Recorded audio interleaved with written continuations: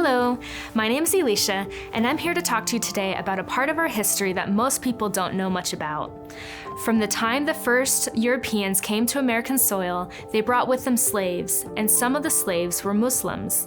These slaves came from the northwestern part of Africa in countries like Gambia and Guinea, where the primary religion at the time was Islam. People who practice Islam are known as Muslims.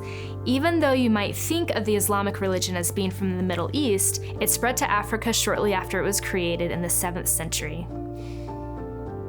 African Muslims were unique in many ways. Education was very important to their religion and culture, and most boys were sent to school at a young age.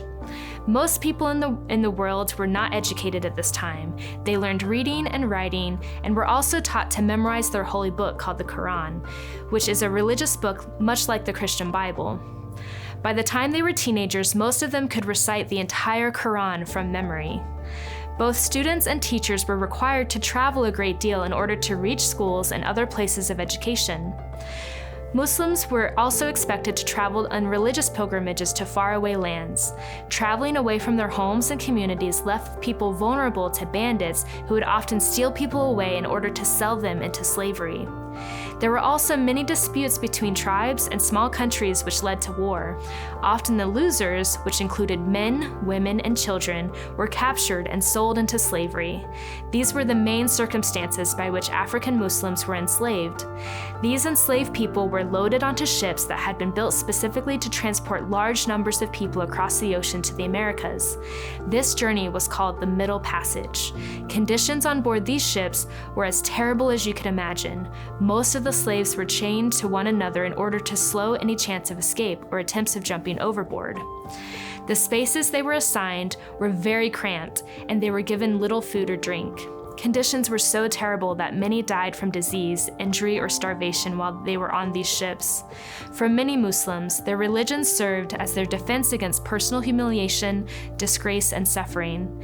This helped them through the horrors of the Middle Passage, as well as the difficulties they faced in their lives of enslavement. There are many examples of Muslim slaves who held their religious beliefs and practices during their enslavement in America. Many continued to wear their clothing that expressed their religion and culture, including men who wore the turbans or hats that symbolized the turbans, and women who fashioned veils to wear over their faces.